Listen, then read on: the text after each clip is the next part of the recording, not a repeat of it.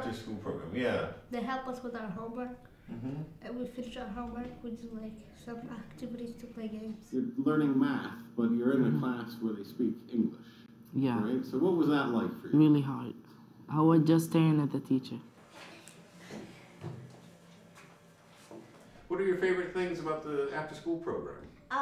They let us out and make us play soccer and help us with homework. I like the teachers, I like the students because they're nice too, and I like when we go outside and play soccer. I learned English from after school program. There's nice teachers. That's good.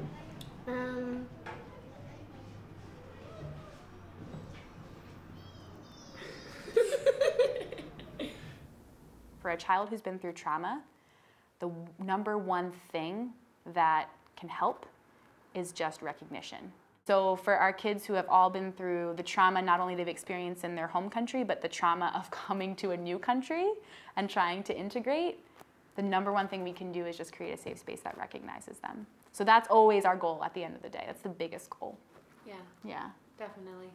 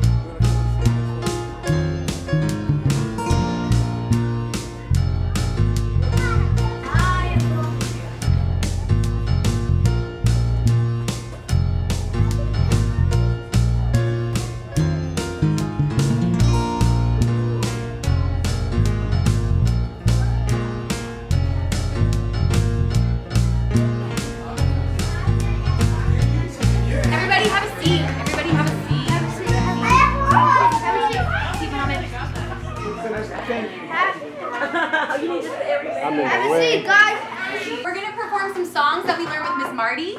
Maybe a dance. Maybe with Miss Marty. A song. I always kind of pitch it at the program as having 3 goals. So the first would be academic support. So one of our big goals is to provide students with homework help. The other second goal, of course, is language development. You know, we have activities. Our program teacher develops different interactive language games that are differentiated for each proficiency level, and so that builds on, you know, their vocabulary, builds on their speaking ability, their ability to kind of put sentences together, writing, those kinds of things.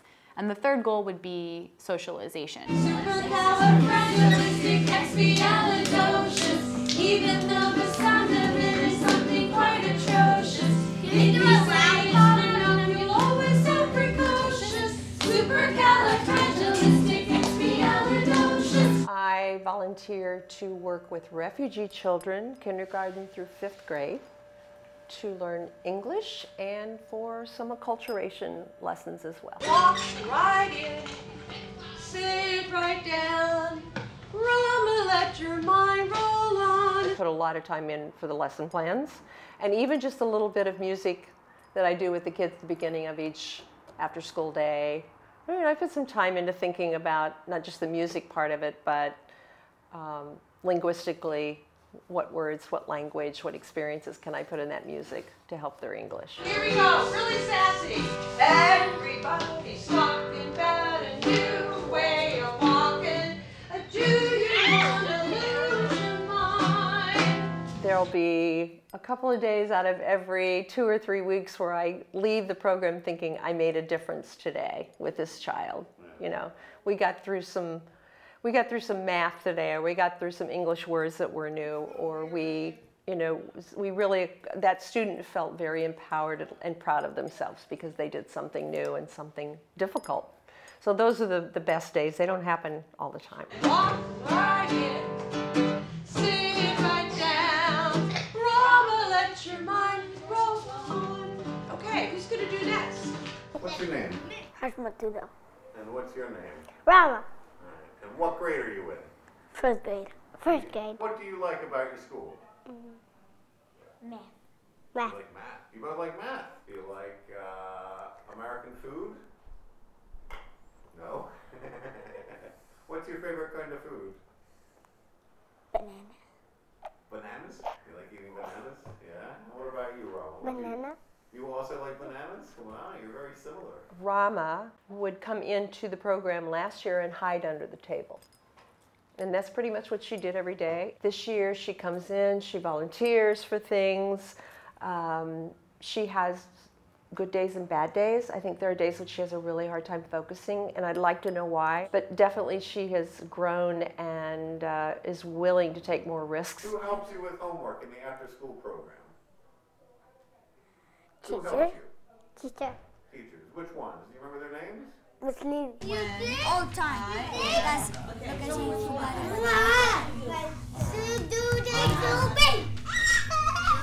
Sometimes it's hard to get them to focus, especially when we're trying to do their math homework. I notice that's a common theme. But all in all, they do pretty well.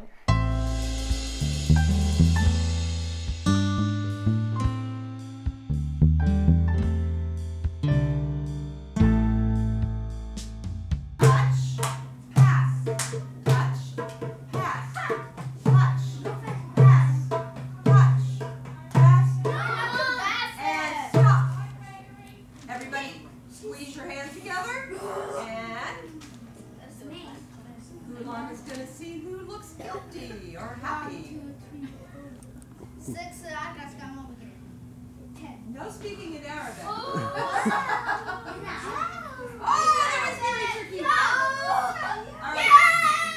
Something that is really important, is an important reminder for me, is that it took a lot of work to get this program going. And so I try to honor that by trying to constantly make it better. The average class that we push into could be, we're very overcrowded here, 33 to 36 students.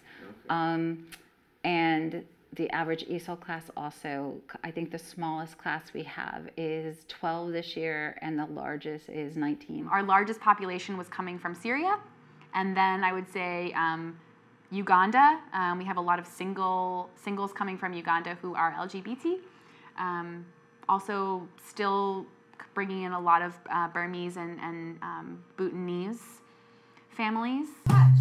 This way. Touch. Mohammed is ruined the rhythm. But I think the important thing to remember is that for refugees especially,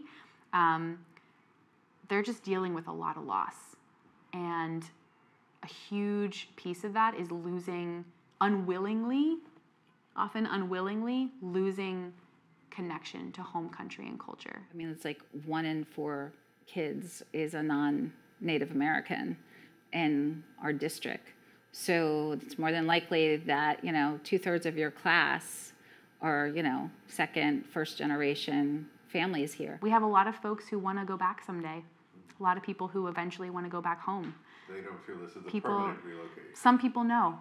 And I think that's an important thing for people to realize. I think people think, oh, everyone wants to come to America and take our jobs and stay here and, squeeze us out. A lot of people, for refugees, the definition from the 1951 Geneva Convention says someone who is being persecuted and is unwilling or unable to return home. So somebody might be unable to go back, but they want to go back.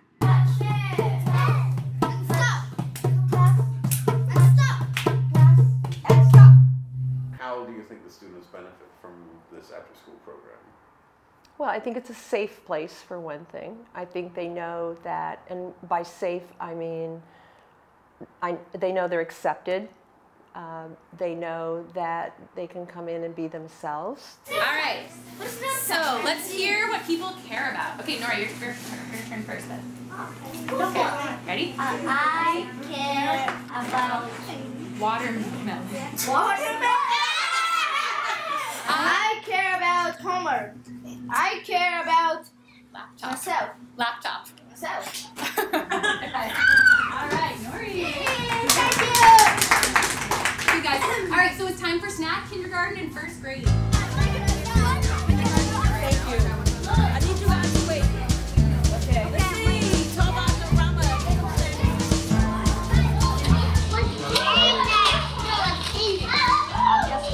Is there a cow in there? No. Is there a bicycle in there? No. Is there a hamburger in there? No.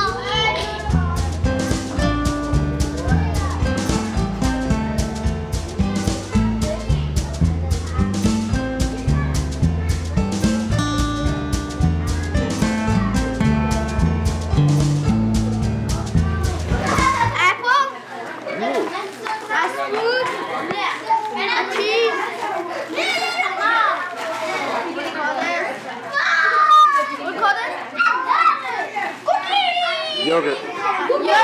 Cookie.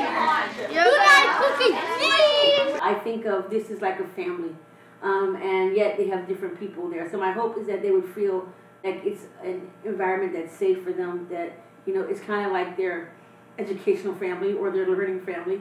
Another hope I have for them is that with their classwork and their homework, that they become better students.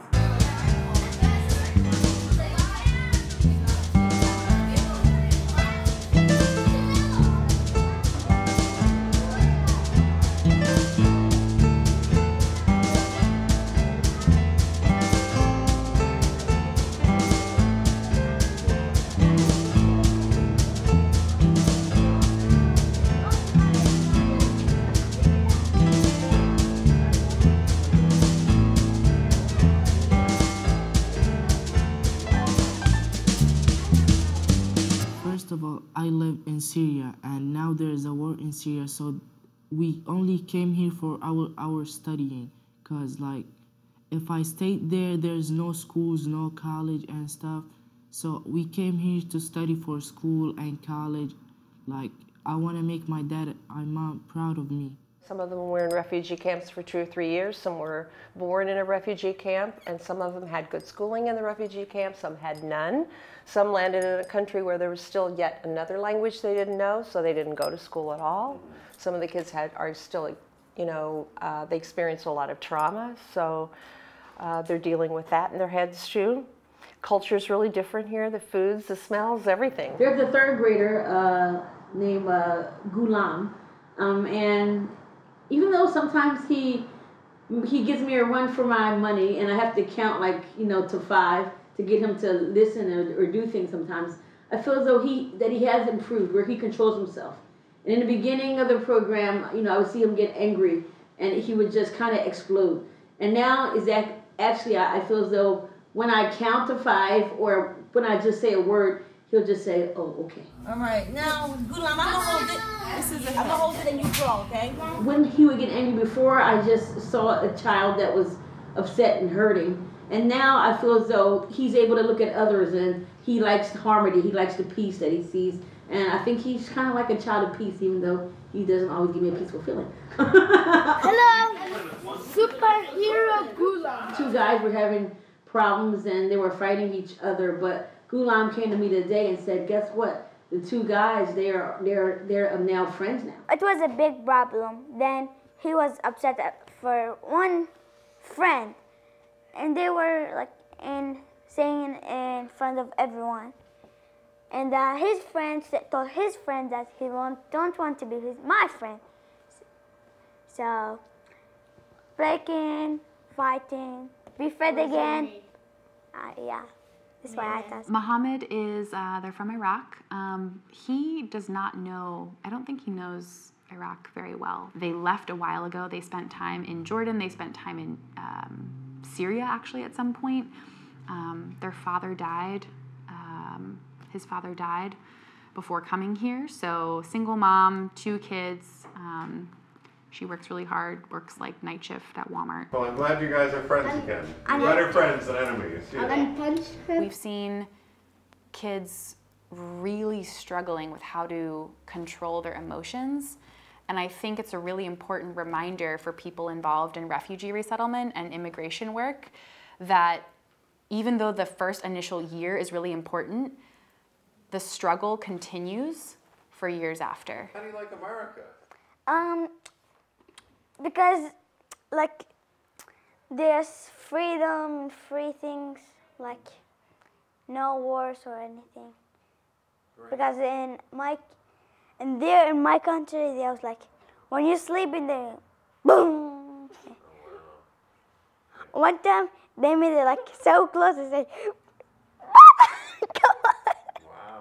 Muhammad is a special guy. He is really high achieving in school, is doing really well in language, doing really well in math, kind of the teacher's helper, I would say, a little bit of a teacher's pet. But he's,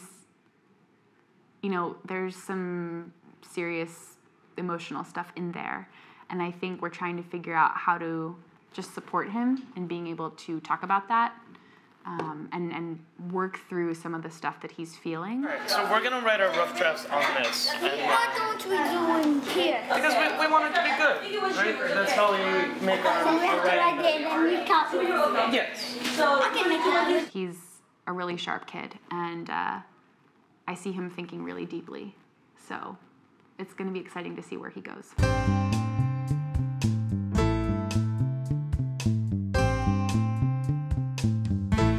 They're learning a lot of language and communication and talking to one another and social skills through the arts, and they're just excited to do the project, so they don't even realize that they're like learning all of these things. Even exercises of mindfulness, self-esteem building, confidence building, exercises in describing themselves. We're hoping that those things all transfer over to their academic performance during the school day and make them more confident students. I like to kick the ball hard. I like to enjoy the soccer. If I was a superhero, I will help people. I will give money. I will give food. I will fly. I will run fast. I will be black. I will run fast. I will help people. I laugh because it's fun. Because when you play, you will get good at soccer. You will make cool moves. Like my favorite player, Neymar. Just talk loud. What? Just speak up when you talk. Talk loud. Okay. You ready? Yes. Go. The weirdest day. One day, Jessica was sleeping in her room. The doorbell rang. Ding dong. She was mad because she has to get up. My name is so old. I'll talk about Rokhaya. Her family, they arrived in, I think, January or February of 2016. They spent like 2 or 3 years in Jordan after they left Syria. So we're thinking, they left Syria like 2013 maybe, right? So they spent a good amount of time in second country. Their dad just fought tooth and nail to save money before they came to the U.S. Just save, working so hard. Wait, do I have to symbol fire? It doesn't tell you to, so I think you can keep it. I've been able to see her come full circle. So I started working when it was like her first week or 2. She was really quiet, didn't smile too much. She looked pretty overwhelmed and tired every day, didn't say much. But then towards the end of the program, she started speaking a little bit more. And then in the summer program, she was able to speak and be sassy.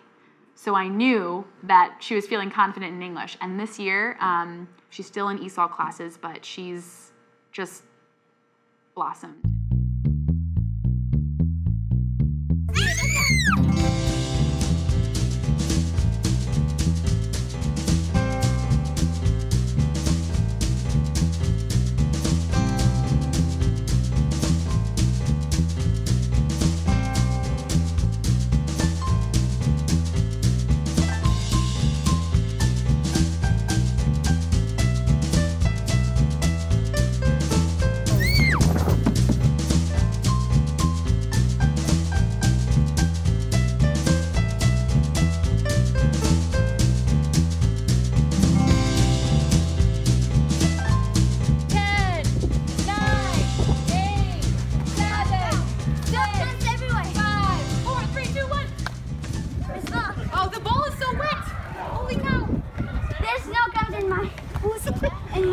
What are you gonna tell your mom? Nothing. She's gonna say, Mom, why are your pants wet? Your mom's Khadijah's gonna say, why are your pants wet? No, please don't say Only that time. Win 2 games. Today was a good day. We got a lot done today. Homework went really well. Because we had so many volunteers, we were able to do a lot of one-on-one work, which is a really important part of the program. And all of our students, most of our students completed writing projects today. So they were able to write about things like if they were superheroes, what would their superpowers be, their favorite colors, what a friendship means and what kind of things go into a friendship, their favorite activity and why they really like to do it. And these are all things that we talk about in the program. We try to talk about the kids' identity and what they like to do and who they are. And we really try to encourage friendship amongst the kids. So it was a good day.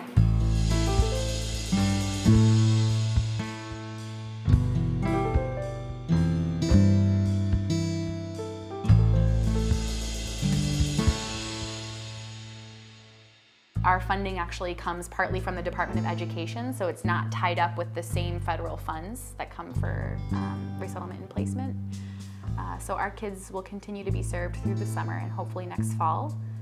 But I just think in general there's a concern for funding for refugees and immigrants as a whole. My hope for the program is that it would continue, okay? That they would continue to reach out to the refugees. Another hope I have for the program is that they can attract more volunteers and more help, because I know we can't do it without them. Donating funds to HIAS Pennsylvania, to any other immigrant serving agencies.